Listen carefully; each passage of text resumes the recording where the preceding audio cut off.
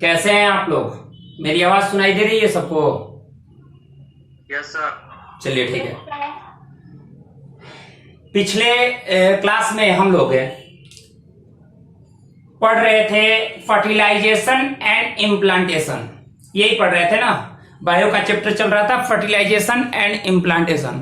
थोड़ा सा बीच में हम थोड़ा सा रेस्ट लिए और जरूरी था, क्योंकि जरूरी था रेस्ट लेना। थोड़ा सा सेहत इधर उधर चल रहा था तो जरूरी था। अब देखिए, जो आप लोगों का जो टॉपिक चल रहा है फर्टिलाइजेशन एंड इम्प्लांटेशन, इसमें हम थोड़ा सा फर्टिलाइजेशन पे काम करने के बाद उसके बाद इम्प्लांटेशन पे काम करेंगे, ठीक है।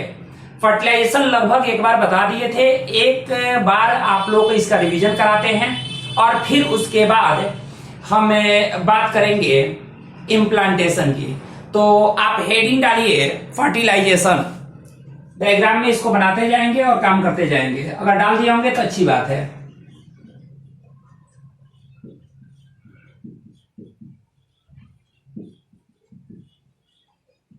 फर्टिलाइजेशन, देखिए जो फर्टिलाइजेशन है, फर्टिलाइजेशन को हम 3-4 पार्ट में हम लोग बांटेंगे और 3-4 पार्ट में बांट करके इस पर काम करेंगे।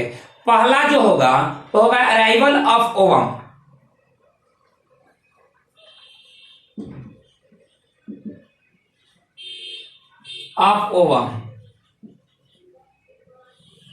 पहला ये होगा अराइवल ऑफ ओवम, यानी ओवम पहले पहुंचेगा, उसके बाद इंसेमिनेशन। इंसेमिनेशन मतलब समझ रहे हैं आप लोग? इंसेमिनेशन अगला जो हम लोग देखेंगे, अगला स्टेप वो देखेंगे इंसेमिनेशन। इंसेमिनेशन के बाद जो अगला आप लोग का टॉपिक होगा वो होगा आपको स्पर्म आगे बढ़ेगा, और आगे बढ़ने के बाद यहां पर एक चीज होगी, वो होगा capacitation of sperm. Capacitation of sperm,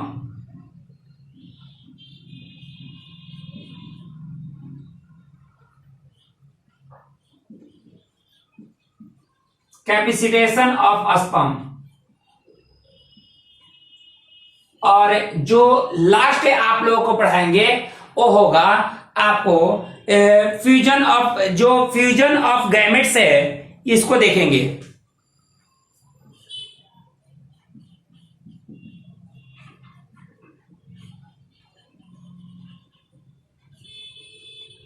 fusion of gametes देखेंगे, यानी एक एक स्टेप को हम लोग बढ़िया से समझेंगे और इस पे काम करेंगे। चीजों को समझते जाइएगा। पहला अराइवल ऑफ ओवम, यानी जो एग है, जो ओवम है, वो पहुंचेगा अपने उस जगह पर जहां पर फर्टिलाइजेशन होगा। उसके बाद इंसेमिनेशन। इंसेमिनेशन का मतलब ये है कि जो आपका यहां तो ओवम पहुंच रहा है जहां पर फर्टिलाइजेशन होना है। यहां इंसेमिनेशन में क्या हो रहा है कि जो स्पर्म है वो फीमेल बॉडी में एंट्री कर रहा है, फीमेल बॉडी में एंट्री कर रहा है। यहां कैपेसिटेशन ऑफ स्पर्म आगे बढ़ रहा है, और आगे बढ़ने के बाद आपको यूटेरस वाले हिस्से में कैपेसिटेशन हो रहा है स्पर्म का, और उसका जो ऊपर का जो प्लाज्मा मेम्ब्रेन है वो वीक हो रहा है, वहां पर प्लाज्मा मेम्ब्रेन वीक हो रहा है। और फिर उसके बाद अगला स्टेप होगा जिसमें फ्यूजन ऑफ हम क्या देखेंगे, गैमेट्स देखेंगे, यानी जो युग्मक हैं, जो सेक्स सेल हैं, उसका फ्यूजन कैसे हो रहा है उसको देखेंगे। तो एक एक स्टेप पे हम लोग काम करते जाएंगे। फर्टिलाइजेशन में पहला अराइवल ऑफ स्पर्म देखिए, और ओवम देखिए ये क्या स्थिति है, यहां बना रहे हैं।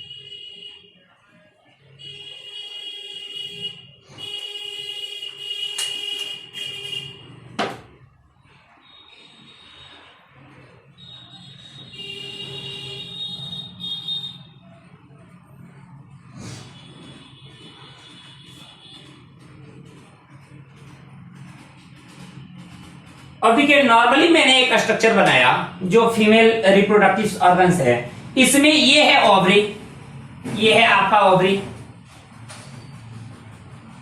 ये आपका ओवरी हो गया। अब देखिए ओवरी से आपको एक बात बता रहे हैं, हर मंथ एक ओवम रिलीज होता है, प्रत्येक मंथ एक ओवरी से एक ओवम रिलीज होता है। इसको ध्यान रखिएगा, प्रत्येक मंथ एक ओवरी से एक एग रिलीज होता है। अब देखिए ओवम रिलीज होता है। अब यहां पर एक ओवम रिलीज हुआ, ध्यान से देखते जाइए, यहां पर एक ओवम रिलीज हुआ। ओवरी से जो प्रत्येक मंथ एक एग रिलीज होता है, एक ओवम रिलीज होता है, इसको कहते हैं ओवुलेशन। क्या बोलते हैं? ओवुलेशन बोलते हैं। क्या बोलते हैं बाबू? ओवुलेशन। यानी ये प्रोसेस जब यहां से ओवम रिलीज हुआ तो इसको बोलते हैं ओवुलेशन। अब देखिए उसके बाद क्या स्थिति होती है कि यहां पर जो फीमरी है, फीमरी यानी जो फैलोपियन ट्यूब का जो ये निचला हिस्सा है, जो आपके ओवरी वाले हिस्से के लगभग आसपास है, ये फीमरी क्या करता है, ये लगातार उसको पकड़ने का कोशिश करता है। जैसे ही रिलीज हुआ वैसे ही वो पकड़ लेता है और पकड़ करके भेजता है आगे, और भेज करके यहां पर एस्टमस, एम्पुला, एम्पुला, ये एम्पुला है, एम्पुला वाले हिस्से में भेज देता है। एम्पुला वहां का सबसे चौड़ा हिस्सा है, फैलोपियन ट्यूब का सबसे चौड़ा हिस्सा है, यहां भेज देता है। अब देखिए ये भेजता है ना, जब यहां भेजता है ये, तो सिर्फ ओवम ही नहीं होता, ध्यान रखिएगा, सिर्फ ओवम ही नहीं होता। यहां पर क्या क्या चाहिए कि अकेले नहीं जाता भाई, यहां पर कई सारी चीजें इसको होते हैं। यानी उससे नई दुल्हन की तरह है जो जयमाल पे जा रही है, और जयमाल पे जाते समय उसकी कुछ आसपास लड़कियां होती है ना जो उसको लेकर जाती हैं, तो ऐसे ही ये जाता है, अकेले नहीं जाता। तो ध्यान रखिएगा इस चीज को कि ये ओवम सिर्फ अकेले नहीं जाता, कैसे जाता है ये बता रहे हैं। लेकिन उससे पहले एक बात और ध्यान रखिए, आपको पता है कि जो ओवम होता है वो क्या स्थिति है, वो हमें मोटाइल नहीं है, यानी नॉन मोटाइल है। मेल में आप इस बात को ध्यान रखिएगा, मेल में केवल जो स्पर्म होता है वही मोटाइल होता है, फीमेल का एक मोटाइल नहीं होता है। ध्यान रखिएगा, फीमेल का जो ओवम है वो मोटाइल नहीं है, केवल मेल का स्पर्म मोटाइल होता है। तो यहां पर आप सोच रहे होंगे कि ये गति कैसे कर रहा है, यहां से यहां कैसे आया, तो यहां इसके इंटरनल जो वॉल है, यहां सिलिएटेड एपिथेलियम पाया जाता है। क्या पाया जाता है? Ciliated epithelium. सिलिएटेड एपिथेलियम क्या करता है कि ये लगातार इसको आगे बढ़ा देता है, यानी फैलोपियन ट्यूब के इंटरनल वॉल पे सिलिएटेड एपिथेलियम द्वारा ओवम को एम्पुला तक पहुंचाया जाता है। एक एक पॉइंट नोट करते जाइएगा। देखिए यहां पर ये क्या है, ओवम है, तो ओवम मोटाइल नहीं है, ओवम को जो इसके फैलोपियन ट्यूब के इंटरनल वॉल पे जो पाया जाता है ना, क्या, जो सिलिएटेड एपिथेलियम, वो सिलिएटेड एपिथेलियम द्वारा उसको आगे पहुंचाया जाता है एम्पुला तक। अब देखिए एम्पुला में जाकर ये रुक जाता है। यहां तक तो क्लियर है कि अब एक बात और, ये ओवम रियल में ओवम नहीं होता, ए सेकेंडरी ओसाइट होता है। क्या होता है? ये सेकेंडरी ओसाइट है, यानी ये जो है ना, ये क्या है, सेकेंडरी ओसाइट।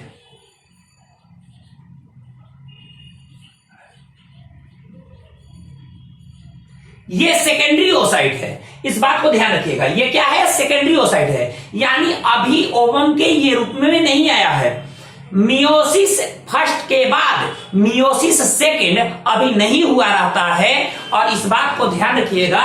तो यहां पर सेकेंडरी ओसाइट के रूप में ही रहता है। तो अगर एग्जैक्ट देखिएगा तो आप कह सकते हैं ओवरी द्वारा प्रत्येक मंथ एक ओवरी से एक सेकेंडरी ओसाइट रिलीज हो रहा है और उसको फीमरी पकड़ करके यहां पर सिलिएटेड एपिथेलियम जो आपके फैलोपियन ट्यूब के इंटरनल वॉल पे है, ओसिलिएटेड एपिथेलियम द्वारा उसको एम्पुला तक छोड़ दिया जाता है।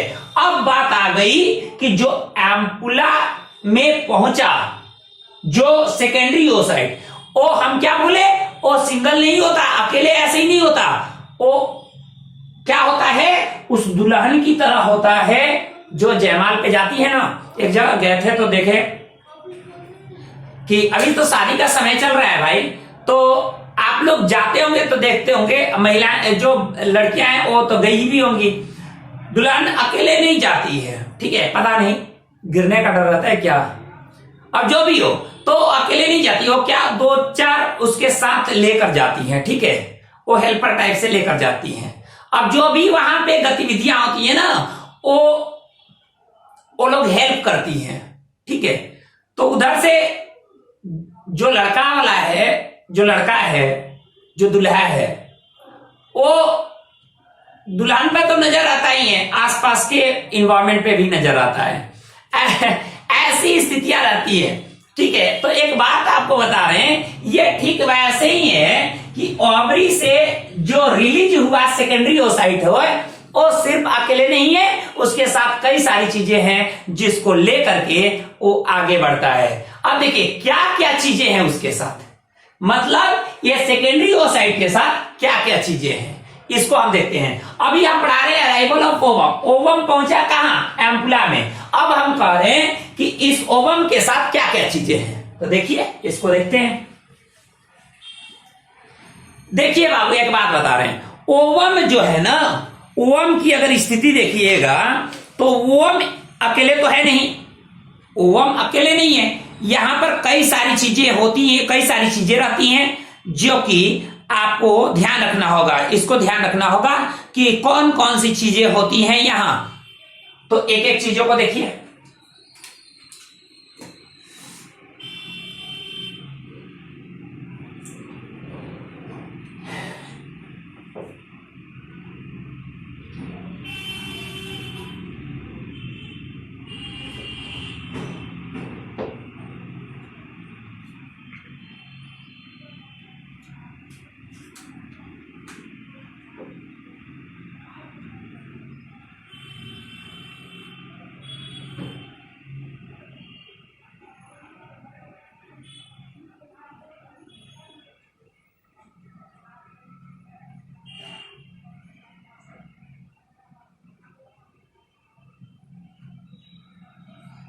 अब देखिए ध्यान से देखिएगा, यहां पर स्थिति क्या है, यहां स्थिति क्या होती है कि ये जो स्थिति है इसको मानिए आप सेकेंडरी ओसाइट,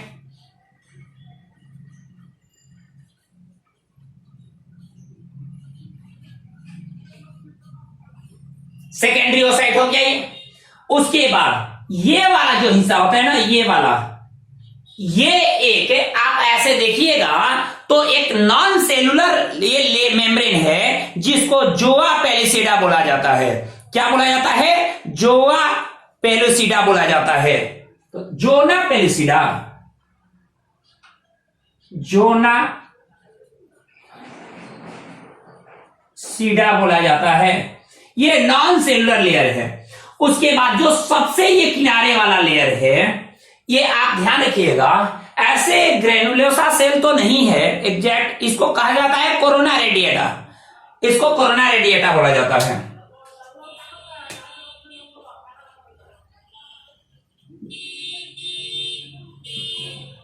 रेडिएटा बोला जाता है, कोरोना रेडिएटा। अब देखिए ये अब इन सब को लेकर ये आगे बढ़ता है। इसके ऊपर अब कुछ यहां पर होते हैं ग्रेनुलोसा सेल, कुछ होते हैं यहां मौजूद होते हैं और इन सब को लेकर के जाता है। अब देखिए मान लेते हैं कि अगर इसको हम पूरा सेल मान लें, इसको हम क्या बने, पूरा मान लेते हैं, पूरा सेल माने, जो कि आपका ग्राफियन फॉलिकल है, ये पूरा ग्राफियन फॉलिकल है। इस ग्राफियन फॉलिकल से ये आपका जो हिस्सा होगा ना, यहां पर आपको विभिन्न प्रकार के साइटोप्लाज्म जो भरे पड़े हैं, ये सब जो हिस्सा होगा ये एंड्रम वाला हिस्सा है। ठीक है, ये खाली हिस्सा एंट्रम है। अब यहां से ये निकलेगा आगे, यहां कोर पे आएगा, थोड़ा सा हम इधर कर दिए हैं, ये कोर पे आएगा, ये निकल जाएगा इस ग्राफियन फॉलिकल से, ये सेकेंडरी ओसाइट इन सब के साथ, यानी सेकेंडरी ओसाइट के साथ कोरोना रेडिएटा और जोना पेलुसिडा, ये सब के साथ ये बाहर निकलेगा और यही प्रोसेस होगा ओव्यूलेशन। और ओव्यूलेशन के बाद ये कहां आ रहा है, ये आ रहा है फीमरी, इसको पकड़ ले रहा है और फीमरी पकड़ने के बाद फिर कहां भेजता है, भेज देता है आपको, यहां है सिलिएटेड एपिथेलियम, इसके माध्यम से, इसके द्वारा ये एम्पुला में भेज देता है। इस बात को ध्यान रखिएगा। आप अगर कुछ बनाना चाहते हैं तो बना लीजिए, इसमें से कुछ बनाना चाहें तो बना सकते हैं आप।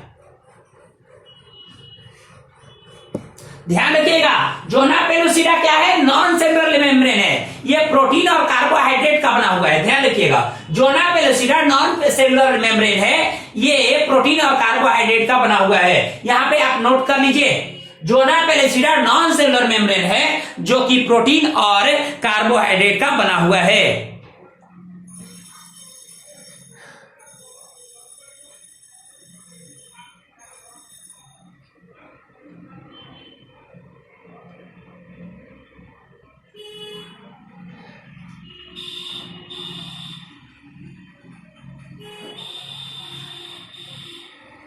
जल्दी से इसको तैयार कीजिए।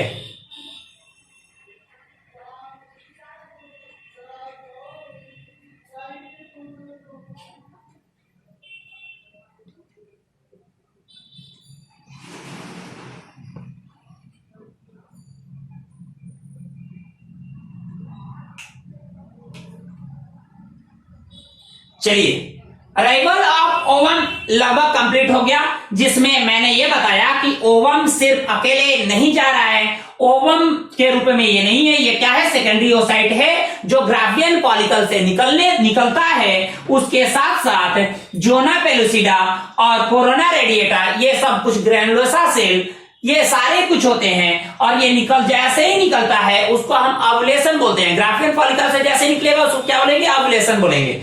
अब ओव्यूलेशन जो हुआ उसके बाद ये सेकेंडरी ओसाइट को फीमरी क्या किया, पकड़ लिया, उसको पकड़ लिया और पकड़ने के बाद कहां भेजा, फेलोपियन ट्यूब में। फेलोपियन ट्यूब के इंटरनल वॉल पे सिलिएटेड एपिथेलियम है, क्योंकि आप जानते हैं कि जो ओवरी का से जो निकलता है ओवम, वो मोटाइल नहीं होता, नॉन मोटाइल होता है, जिसके चलते सिलिएटेड एपिथेलियम उसको आगे बढ़ाता है और एम्पुला तक भेज देता है।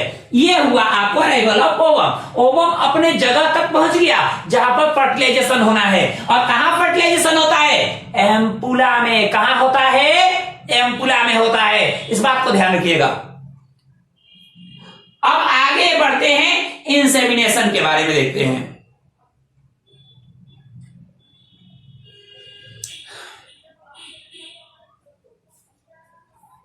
मिटा रहे हैं इसको।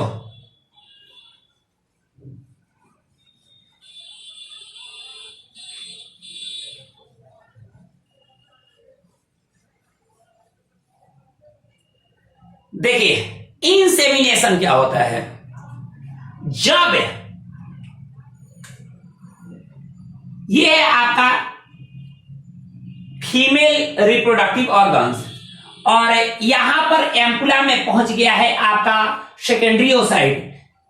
यहां पर ध्यान रखिएगा, यहां पर पेनिस द्वारा छोड़ा जाता है स्पर्म, मिलियंस ऑफ स्पर्म छोड़े जाते हैं यहां, और मिलियंस ऑफ स्पर्म जब वेजाइना में छोड़ा जाता है तो ध्यान रखिएगा, इसी को बोलते हैं क्या, इंसेमिनेशन।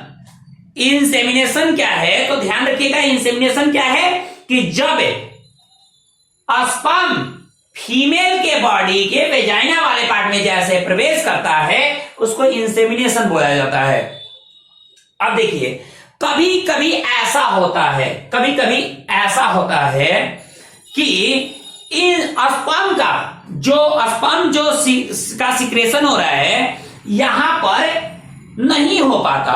ये ऐसी स्थिति तब होती है जैसे फीमेल बॉडी में ये पेनिस के द्वारा जब वेजाइना वाले पार्ट में जो छोड़ा गया स्पर्म ये नहीं जा पाता। ऐसा कब होता है, क्या स्थिति होती है?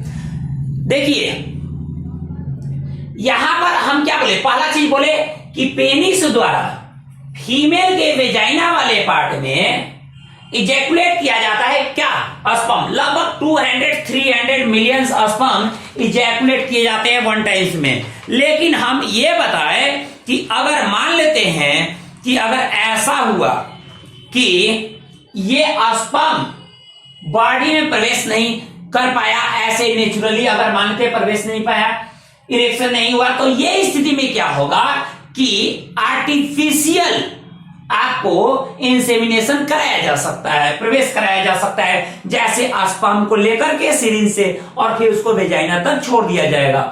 अब देखिए वेजाइना में जब ये पहुंचा तो ध्यान रखिए ये जो फीमेल बॉडी है ना, ये वाला हिस्सा जो है ना, ये भाई ये नया नया सेल है, जो फीमेल बॉडी का तो सेल नहीं है। अब ये सब एकदम उस पे टूट पड़ते हैं।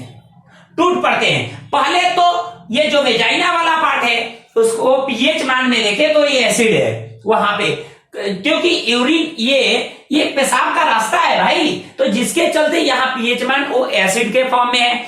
अब देखिए ऐसी स्थिति से क्या होता है कि इस पर ये डेथ होने लगती है, किसकी, स्पर्म की डेथ होने लगती है, या वेजाइना से ही डेथ शुरू हो जाती है। अब देखिए वेजाइना से जब डेथ शुरू हो जाती है तो ऐसी स्थिति में कुछ तो यहां पे डेथ हो गया इसका, फिर आपको सेल्विक्स रीजन से लेकर के और आएगा कहां, ये यूट्रस वाला जो हिस्सा है, यहां जब पहुंचा तो देखिए यहां जब पहुंचता है तो वेजाइना सिक्रेशन द्वारा इस पर अटैक होने लगते हैं। ठीक है, इस पे अटैक लगा, क्योंकि भाई ये जो है ना, ये बॉडी में पहुंचा नया सेल है, फीमेल बॉडी का सेल नहीं है, ये मेल बॉडी का सेल है। अब ये अटैक करने लगते हैं, जो वेजाइना सिक्रेशन से जो भी केमिकल्स निकलते हैं इस पे अटैक करने लगते हैं। आपको पता है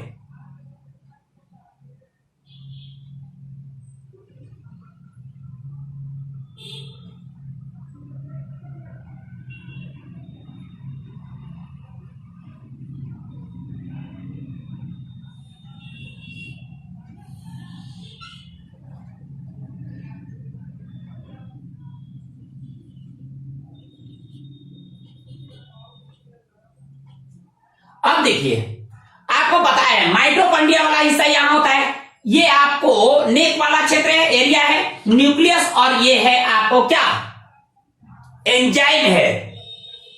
एंजाइम को क्या कहते हैं, इस एंजाइम को कोई बताएगा क्या, इस एंजाइम को क्या कहा जाता है, कोई बताएगा?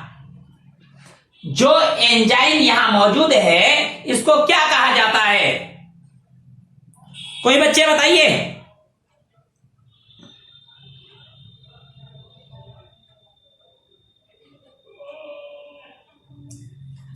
जो एंजाइम स्पर्म के हेड वाले हिस्से में होता है उसको क्या कहते हैं, बताइए। तो एक्रोजोम है ना, क्या एक्रोजोम है, बिल्कुल बिल्कुल। अब देखिए ये जो एंजाइम है ना, एक्रोजोम जो एंजाइम है, और यहां न्यूक्लियस है। अब देखिए क्या होगा, इसके ऊपर एक लेयर है, प्लाज्मा मेम्ब्रेन है, इसके ऊपर एक प्लाज्मा मेम्ब्रेन है, ठीक है, प्लाज्मा मेम्ब्रेन है। इस प्लाज्मा मेम्ब्रेन को क्या करता है, वेजाइना सिक्रेशन से जो केमिकल निकलता है वो एक्रोजोम वो क्या करता है कि इस लेयर को, यानी इस प्लाज्मा मेम्ब्रेन को ये पतला कर देता है, वीक कर देता है, कमजोर कर देता है। ध्यान रखिएगा, कारण और कमजोर करना बनता है, ये सही है, क्योंकि कमजोर नहीं करेगा ना बच्चों तो जानते हो क्या करेगा, ये एंजाइम निकलेगा ही नहीं, और जब निकलेगा नहीं तो जब यहां पर आएगा ना ये, तो आपको ये अकेले नहीं है, ये सेकेंडरी ओसाइड, इसके साथ साथ जोना पेलिसिडा और उसके साथ साथ कोरोना रेडिएटा मौजूद है, इसीलिए उसको कई सारे दरवाजे तोड़ने हैं, और दरवाजा कौन तोड़ेगा? ये एंजाइम तोड़ेगा। जो इसके अंदर एंजाइम है वो तोड़ेगा। एंजाइम तब बाहर निकलेगा जब इसके मुंडी को पूरी तरह से धोकर पतला कर दिया जाए। तो क्या करता है वेजाइनल सिक्रेशन, क्या करता है कि स्पर्म पर अटैक करने लगता है और इसके मुंडिया को धोने लगता है। जब धोने लगता है तो स्थिति होती है कि ये जो लेयर है ना वो पतला हो जाता है, कमजोर हो जाता है। अब कमजोर होने के ये जो प्रोसेस है, मतलब ये प्लाज्मा मेम्ब्रेन जो स्पर्म के चारों ओर है उसको वेजाइनल सिक्रेशन द्वारा उसको वीक करना कहलाता है आपको क्या? Capacitation reaction. इसको कैपेसिटेशन रिएक्शन कहते हैं। क्या कहते हैं? कैपेसिटेशन। इसी को कहते हैं कैपेसिटेशन ऑफ स्पर्म। अब एक बात आप सोच लीजिए, यहां पर तो हो गया, अब आगे बढ़ता है, यहां बढ़ेगा। तो आप जरा सोचो, यहां पर तो कोई लाल बत्ती लगा नहीं है, यहां तो कोई ट्रैफिक पुलिस है नहीं कि भाई इधर जाओ, इधर तुम्हारा इधर काम है, तुम इधर जाओ, ऐसा तो नहीं है ना। ये चौराहा तोड़े है कि भाई यहां पर पुलिस लगी हुई है, ट्रैफिक पुलिस यहां दे दी, तू इधर जाओ, इधर तुम इधर जाओ, ऐसा तो नहीं है। ये कुछ चले आएंगे इधर, कुछ चले आएंगे इधर, इधर चले आए तो मौत के कुएं में आ गए, और कुछ चले आएंगे इधर। अब देखिए ये कहां तक पहुंचेंगे? ये पहुंचेंगे एम्पुला तक, एम्पुला तक पहुंचेंगे। अब एम्पुला तक पहुंच गए, कौन पहुंचा? एम्पुला तक पहुंच गया कौन? स्पर्म यहां तक पहुंच गया। अब स्पर्म यहां तक पहुंचा, उसके बाद क्या होगा? फ्यूजन ऑफ गैमेट्स होगा, यानी अगला जो होगा वो होगा फ्यूजन ऑफ गैमेट्स। अब देखिए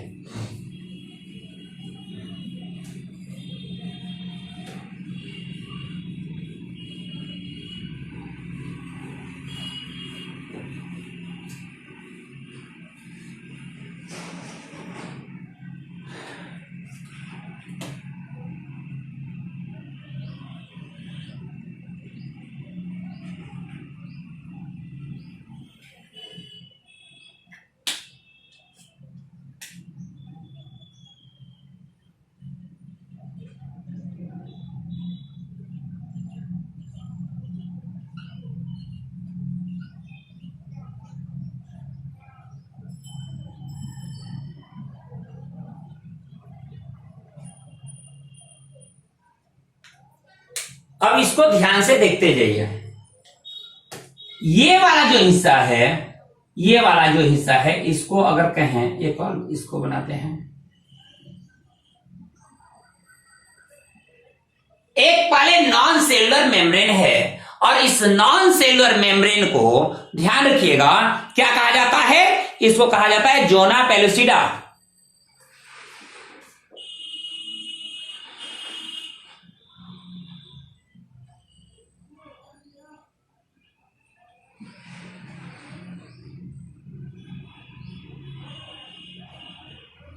अब देखिए ये है आपका कोरोना रेडिएटा,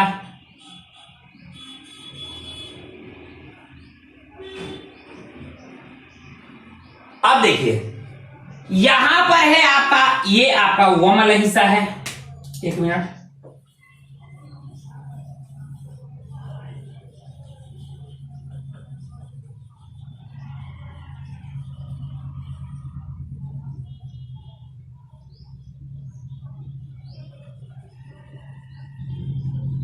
ये आपका हो गया ओवम वाला हिस्सा, यानी सेकेंडरी ओसाइड। कहां तक पहुंचा है सेकेंडरी ओसाइड भाई? तो पहुंचा है आपको एम्पुला तक। ये क्या है? आपका सेकेंडरी ओसाइड।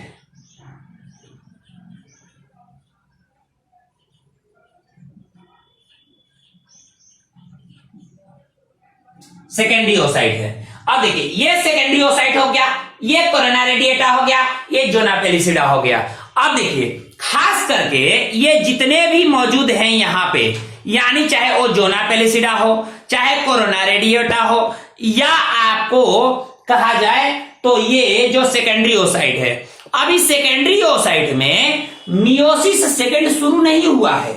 ध्यान रखिएगा, सेकेंडरी ओसाइड में मियोसिस सेकेंड शुरू नहीं हुआ है। मियोसिस फर्स्ट कंप्लीट होने के बाद सेकेंडरी ओसाइड बना है। जब मियोसिस सेकेंड शुरू होगा तो उसके बाद क्या बनेगा, उसके बाद बनेगा आपको ओवम बनेगा। लेकिन अब देखिए यहां पर क्या स्थिति होती है, यहां पर स्थिति यह होती है कि स्पर्म पहुंच गए, यहां स्पर्म बना देते हैं,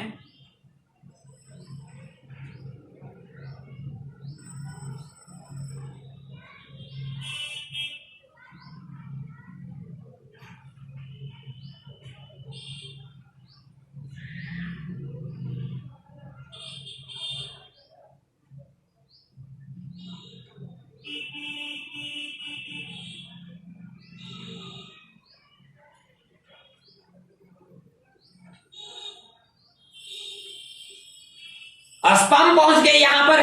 अब यहां पर स्थिति क्या आई, यहां पर स्थिति क्या आई, स्पर्म तो बहुत सारे लगभग 200 से 300 पहुंचे।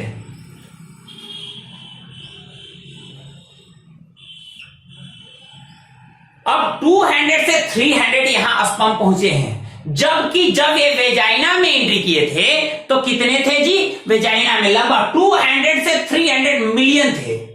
ध्यान रखिएगा, अब 200 से 300 मिलियन थे, लेकिन अभी ये यहां पर कितने पहुंचे, लगभग 200 से 300। अब देखिए 200 से 300 यहां पर पहुंच गए। अब इसके आसपास तो क्या आप सब एंट्री करेंगे जी, ये चाहे कोरोना रेडिएटा हो या जोना पेलिसिडा हो, ये सब एंट्री तो नहीं करेंगे ना, इस बात को ध्यान रखिएगा, सब तो एंट्री नहीं करेंगे। अब अगर हम देखें, मान लेते हैं कि स्पर्म, तो स्पर्म मान लेते हैं एक जाएगा, एक यहां तक पहुंचेगा, आपको सेकेंडरी ओसाइट के मेम्ब्रेन तक एक पहुंचेगा। ऐसा तो नहीं है कि सभी पहुंच जाएंगे, क्योंकि यह स्थिति नहीं होती, यहां पर सिर्फ एक पहुंचेगा। ठीक है, अब देखिए ये कैसे पहुंचता है, ये कैसे पहुंचता है, इसको ध्यान रखिए। 2-3 चीजों को यहां ध्यान रखिएगा, 2-3 चीजों को यहां ध्यान रखिएगा। मैंने क्या बताया कि लगभग यहां 200 से 300 पहुंचे। पहले क्या थे, मिलियन में, जब वेजाइना में एंट्री किए थे तो मिलियन में थे, लेकिन अब स्थिति क्या है कि ये 200 से 300 केवल नंबर ऑफ ये है, स्पर्म है, जो कहां तक पहुंचा, इस तक, यहां तक। ये जो महारानी पहुंची है ना, जो अपने साथ लेकर के ये कुछ जो स्टेज पर पहुंच गई हैं, इनसे मिलने के लिए इतने स्पर्म पहुंच गए यहां। ठीक है, लेकिन इतने स्पर्म पहुंच गए, लेकिन कोई एक ही स्पर्म एंट्री करेगा। अब कोई एक ही स्पर्म एंट्री करेगा। यहां ध्यान रखिएगा कि एक स्पर्म एंट्री, मान लेते हैं एक स्पर्म आ गया, इसको तोड़ते हुए जो आपको कोरोना रेडिएटा है, इसको तोड़ते हुए जोना पेलिसिडा तक आया। इसके एंजाइम जो है एक्रोसोम, वो क्या करेंगे, इसको भी तोड़ देंगे, और तोड़ने के बाद ये पहुंच जाएगा कहां, ये आ जाएगा आपको इसके मेम्ब्रेन तक, सेकेंडरी ओसाइट के। अब देखिए सेकेंडरी ओसाइट के मेम्ब्रेन तक आया, ध्यान रखिएगा, सेकेंडरी ओसाइट के मेम्ब्रेन तक आया। अब जैसे ही ये आएगा, ये अपना न्यूक्लियस यहां छोड़ देगा, न्यूक्लियस छोड़ देगा। यहां पर आपको इसका न्यूक्लियस है, जैसे ये न्यूक्लियस छोड़ा, अब क्या स्थिति आई, पहला चीज कि इसमें, यानी इस सेकेंडरी ओसाइट में मियोसिस 2 स्टार्ट हो जाएगा। जैसे ही अपना न्यूक्लियस छोड़ेगा, यहां पर सेकेंडरी ओसाइट में मियोसिस 2 शुरू हो जाएगा। अब मियोसिस 2 शुरू होगा तो एक इससे एक और सेल बन जाएगा, और इस सेल को कहेंगे सेकेंड। ये थोड़ा सा क्या होगा कि ये बड़ा सेल रहेगा, और ये जो सेल होगा ये छोटा सेल होगा, इसको कहेंगे second polar body, second polar body. अब देखिए एक डिस्ट्रॉयड हो जाएगा आगे चलकर, अब ये जाकर के इससे मिलेगा। लेकिन अब देखिए, मान लेते हैं जो एक स्पर्म पहुंच गया, ये स्पर्म पहुंचने के बाद यहां पर 2 तरह के ब्लॉकेज हो जाते हैं, 2 तरह के ब्लॉकेज हो जाते हैं। एक को कहते हैं फास्ट ब्लॉक, दूसरे को कहते हैं स्लो ब्लॉक। जो फास्ट ब्लॉक होता है ना, इसमें क्या होता है, ध्यान रखिए कि जो फास्ट ब्लॉक होता है, जहां पर कि अदर स्पर्म एंट्री ना करे, तो इसमें क्या होता है जी, कोई बताएगा क्या? कोई बताएगा फास्ट ब्लॉक में क्या होता है?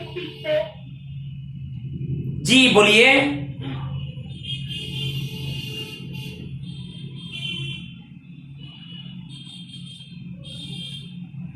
फास्ट ब्लॉक में क्या होता है?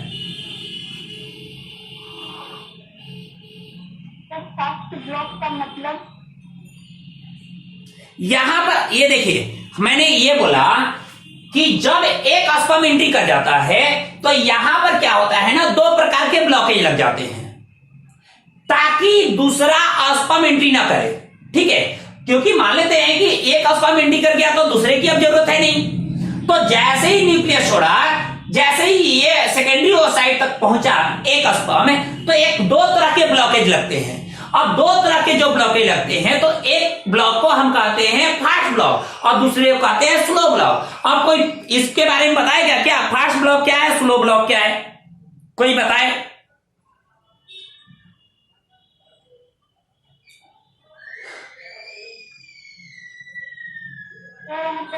कॉर्टिकल रिएक्शन होता है ताकि कोई और स्पर्म उसमें एंट्री ना करे। अच्छा, कोई और मतलब स्पर्म एंट्री ना करे, इसके लिए यस सर। और कोई बताएगा? ये जो फास्ट ब्लॉक, बोलिए बोलिए। तो ये फास्ट ब्लॉक और स्लो ब्लॉक मुझे समझ भी नहीं आया, बट कोई और स्पर्म एंट्री ना करे उसके लिए वहां पर कॉर्टिकल रिएक्शन होता है। और कुछ बताएगा कोई?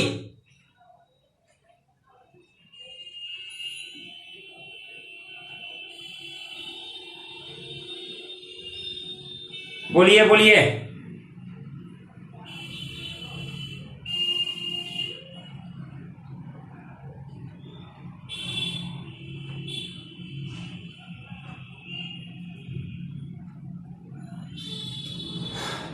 यहां पर एक केमिकल होता है जिसको कहते हैं Z3 जेपी, जो ZP3 जो रिसेप्टर्स होता है, ये क्या करता है ना कि स्पर्म को पहचानता है। जो मेल स्पर्म है जो ह्यूमन का, उसको पहचानता है और उसको अंदर जब भेज देता है तो भेजने के बाद यहां पर एक ब्लॉकेज लगा देता है। ठीक है, वो कहा जाए तो डिस्ट्रॉयड हो जाता है। जब डिस्ट्रॉयड हो जाएगा तो ऐसी स्थिति होगी कि अदर स्पर्म को पहचानने वाला कोई है नहीं तो एंट्री करने नहीं देगा। पहला चीज ये होता है कि यहां पर स्पर्म को जो पहचान रहा है वही अगर डिस्ट्रॉय हो जाए तो ऐसी स्थिति में क्या स्थिति होगी कि अंदर कोई एंट्री ही नहीं कर पाएगा। यानी अगर मानते ZP3 रिसेप्टर जो है ये अगर डिस्ट्रॉयड हो जाए, क्योंकि यही पहचानता है, अगर मानते हैं यहां मेल का, ह्यूमन मेल का स्पर्म एंट्री कर रहा है, आप कहिएगा मानते हैं हॉर्स का अगर स्पर्म हो तो क्या वो भी जाकर के इसको फर्टाइल करेगा? नहीं। अगर डॉग का अगर मानते स्पर्म हो, क्या वो फर्टाइल करेगा? नहीं। तो एक बात ध्यान रखिएगा कि ये ह्यूमन जो स्पर्म है उसको पहचान रहा है कौन? ZP3 जो रिसेप्टर्स है ये पहचान रहा है, और जैसे ही यहां पहुंचता है एक को अंदर जाने देता है क्योंकि वो पहचानता है, लेकिन जैसे एक एंट्री किया उसके बाद वो क्या हो जाता है? डिस्ट्रॉय हो जाता है। और जब डिस्ट्रॉयड हो गया तो ऐसी स्थिति में अब तो उसको कोई स्पर्म को पहचानेगा नहीं, उसको जाने ही नहीं देगा, क्योंकि जाने वही दे रहा था। अब डिस्ट्रॉयड हो गया तो पहचानने की बात ही नहीं, एंट्री ही नहीं करने देगा किसी को। अब किसी भी जो ह्यूमन जो भी स्पर्म्स हैं उसको एंट्री नहीं करने देगा। यह स्थिति यहां पर ला देता है। एक बात और है कि अगर आप देखिएगा तो ये एक दीवार की तरह कार्य कर रहा है। जोना पेलिसिडा भी एक दीवार की तरह कार्य कर रहा है। जोना पेलिसिडा एक दीवार की तरह कार्य कर रहा है। यहां पर जोना पेलिसिडा एक को भेजने के बाद ये क्या करता है कि ये आगे चलकर एक भी स्पर्म को अपने से एंट्री नहीं, एक अगर भेज देता है तो ये भी फंक्शन काम करना ये बंद कर देता है, ब्लॉकेज लगा देता है। और स्लो ब्लॉक के तहत इसको क्या करता है? जोना पेलिसिडा अब किसी भी स्पर्म को एंट्री नहीं करने देता। जब एक स्पर्म एंट्री किया तो अब अब ये स्पर्म तो एंट्री किया और न्यूक्लियस यहां पर, ये क्या, इसका मुंडिया धोआ गया, एकरा मुंडी धोआ गया, मतलब एक क्रोमोसोम जो एंजाइम था खत्म और न्यूक्लियस को छोड़ दिया यहां। अब न्यूक्लियस यहां पर क्या हुआ, मियोसिस सेकेंड शुरू हुआ, और मियोसिस सेकेंड शुरू होने के बाद यहां पर सेकेंड पोलर बॉडी बना जो कि छोटा एक सेल है, और ये है एक बड़ा सेल जो जा करके इसको क्या कर दिया, इसके साथ ये आकर के मिल गया, और ये था 23 क्रोमोजोम और ये था 23 क्रोमोजोम, दोनों मिलाकर हो गए 46 क्रोमोजोम।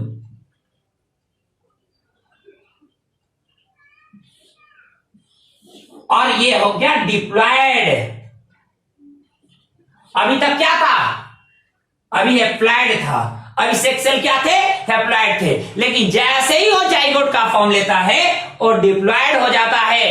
अब डिप्लॉयड होने के बाद यहां से शुरू होती है cell division, mitosis cell division, और इम्प्लांटेशन का प्रोसेस शुरू हो जाता है। आज के इस क्लास में आज के लिए हम इतना ही रखेंगे, इसको हमने फ्यूजन ऑफ गैमेट्स तक किया, और अगला जो टॉपिक हम लोग का होगा वो होगा इम्प्लांटेशन, और इम्प्लांटेशन के लिए आप लोगों से मिलते हैं अगले क्लास में कल।